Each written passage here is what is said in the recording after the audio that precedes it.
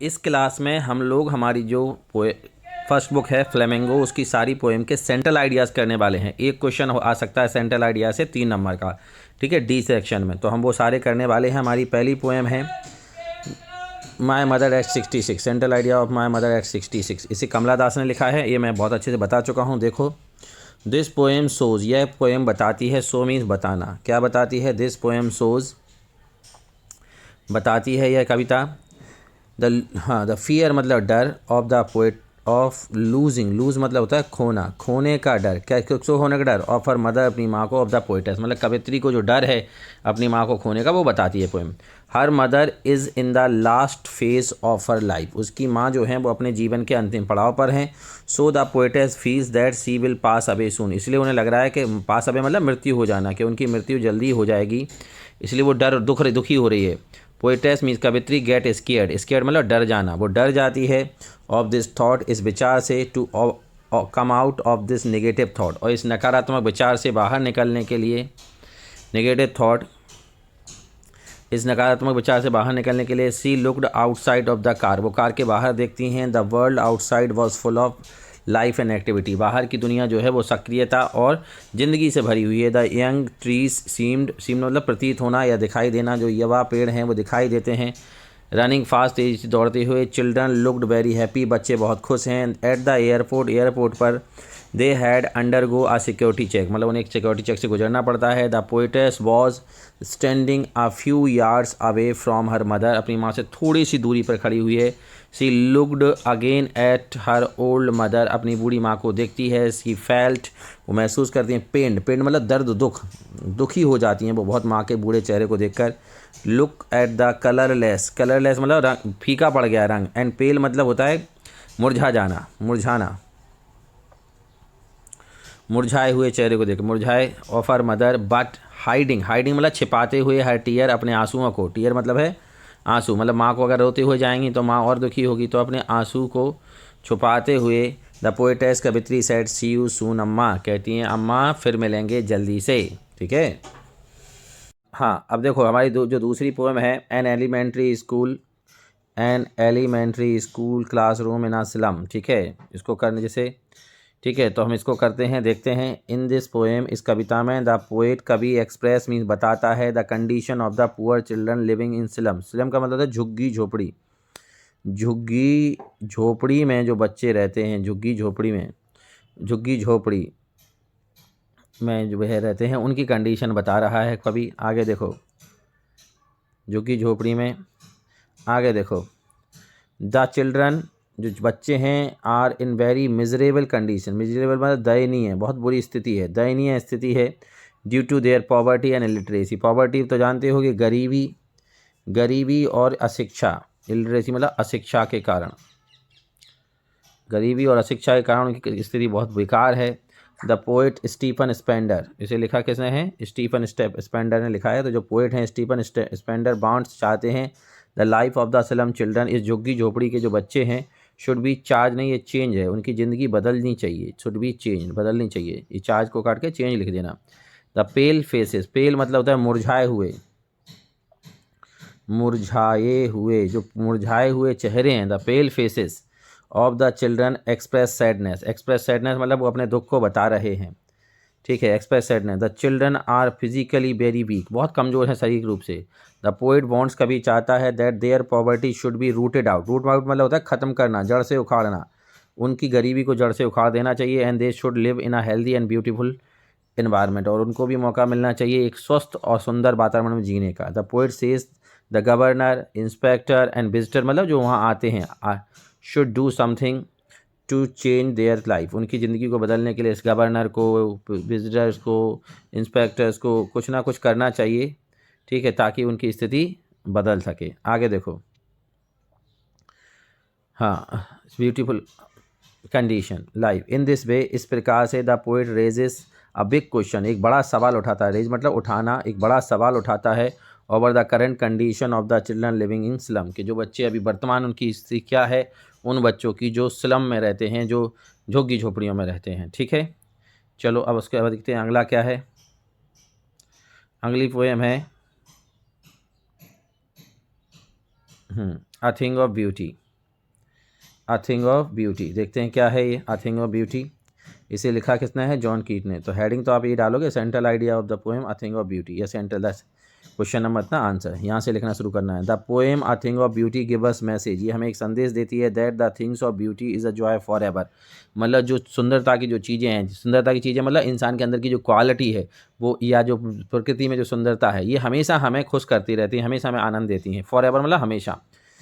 It never ends, इसका कभी अंत नहीं होता। मतलब शरीर की सुंदरता खराब हो सकती है, लेकिन जो महान काम हमारे हैं, जो हमारे गुण हैं, वो कभी खराब खत्म नहीं होते, वो और आगे बढ़ते जाते हैं। I think of beauty gives us encouragement. Encouragement का मतलब होता है प्रोत्साहन, ये हमें प्रोत्साहित करती है। To go forward and work hard, कि आगे बढ़ने के लिए और मेहनत करने के लिए, कि हम आगे बढ़ें और मेहनत करें। आगे देखो, our earth is full of innumerable beautiful things. पृथ्वी जो है वो असंख्य, इननंबरेबल मतलब असंख्य सुंदर चीज़ों से भरी पड़ी है। अ thing of beauty moves away the Pal of misery. Moves away मतलब हटा देना, मूव्स अवे मतलब हटा देना या ख़त्म करना। काय को? पाल मतलब होता है दुख को, जो दयनीयता का जो दुख है उसे दूर कर देती है। सौरो एंड डिसअपॉइंटमेंट मतलब निराशा, और निराशा को भी दूर कर देती है। हमारे दुख को, हमारी मायूसी को, निराशा को दूर कर देती है ऑफ अवर लाइफ। आगे देखो, माइटी डेड। माइटी डेड का मतलब है शहीद। माइटी डेड मतलब शहीद, जो शहीद हैं। Are also a thing of beauty, वे भी सुंदरता की चीज़ें हैं। Because they had done their best for the society, क्योंकि उन्होंने समाज के लिए बेस्ट किया है, सब अपना सब कुछ दान कर दिया, सब कुछ लगा दिया। All the beautiful things are like an endless fountain send by God. Fountain मतलब झरना। ये सारी की सारी चीज़ें एक ऐसे झरने की तरह हैं जो कभी ख़त्म नहीं होता, और किसने हमारे पास भेजा है? भगवान ने हमारे पास भेजा है। ठीक है, तो ये थी हमारी तीसरी poem a thing of beauty. अब चौथी देखते हैं, कीपिंग क्वाइट, शायद दूसरी या तीसरी जो भी है, कीपिंग क्वाइट। ठीक है, चलो देखते हैं कीपिंग क्वाइट। ये जो पोएम है keeping quiet, central idea keeping quiet से पैब्लो नेरूदा ने लिखा है। यहाँ से शुरू होगा सेंट्रल आइडिया, हम यहाँ से लिखेंगे। In this poem the poet suggest that he will count to 12, वो 12 तक गिनेगा। And everybody will keep still. Still मतलब शांत, और हर कोई शांत रहेगा, कुछ नहीं करेगा। ही सजेस्ट, वो कहते हैं, दैट ऑन दी अर्थ, पृथ्वी पर, at our dwelling place, dwelling मतलब निवास, हमारा जो निवास स्थान है जहाँ हम रहते हैं, we should be silent and motionless, हमें बिल्कुल चुप हो जाना चाहिए। और मोशनलेस मतलब निष्क्रिय, कुछ नहीं करना चाहिए। फॉर फ्यू मिनट्स, कुछ मोमेंट्स, कुछ क्षणों के लिए। मोमेंट्स मतलब है क्षण, कुछ क्षणों के लिए। ही आस्क ऑल ह्यूमन बींग्स, वो सभी इंसानों से कहते हैं,